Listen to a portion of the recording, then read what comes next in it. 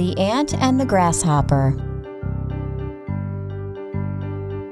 One summer's day, a lazy grasshopper was chirping, singing, and enjoying the sun.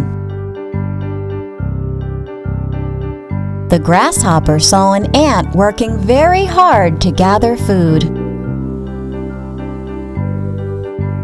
The grasshopper called out to the ant, "Stop your silly work and have fun with me." "No," replied the ant. "I am gathering food for winter. I suggest you do the same." But the grasshopper simply ignored the ant. The grasshopper spent the rest of the sunny days having fun. When winter finally began, the grasshopper couldn't find anything to eat. He searched for food everywhere, but everything was buried under the snow. He remembered the hard-working ant. He went to her house and cried, "I am hungry. I cannot find anything to eat." The ant felt pity on him. The ant called the grasshopper inside and gave him food. The grasshopper ate happily and promised the ant that he would never sit idle in the days before winter. Moral of the story? Be responsible and prepare for days of necessity.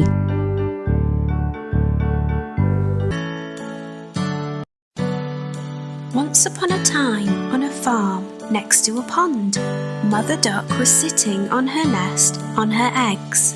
It was a summer's day. Slowly, one by one, her eggs all cracked open. The ducklings all said, "Quack, quack," but one egg did not hatch. Grandfather Duck heard all the quacking and went to see Mother Duck.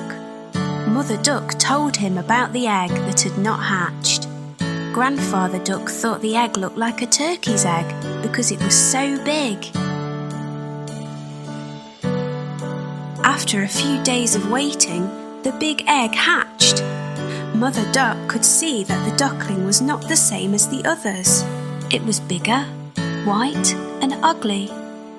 Mother Duck was sure that the duckling would change and become like the others.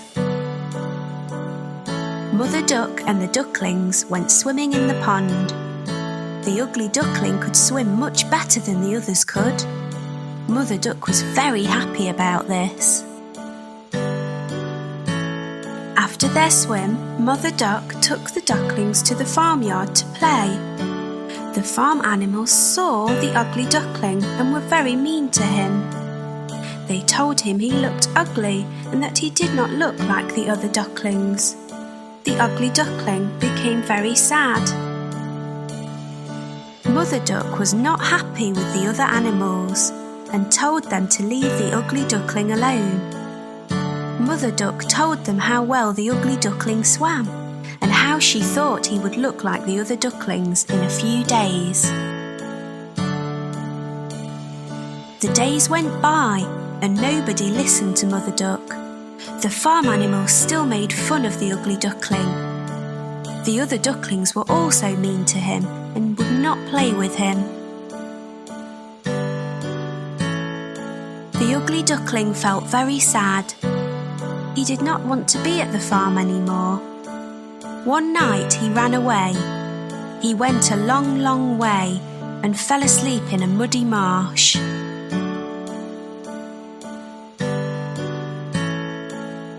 The next morning, the ugly duckling woke to see some of the wild ducks looking at him. He asked them if he could stay with them. They told him that he was ugly, so he could not stay with them and had to go. The ugly duckling was very sad. Nobody was ready to be his friend because he was so ugly. It started to rain, so the ugly duckling found a place to stay dry. He took shelter under the porch of an old house.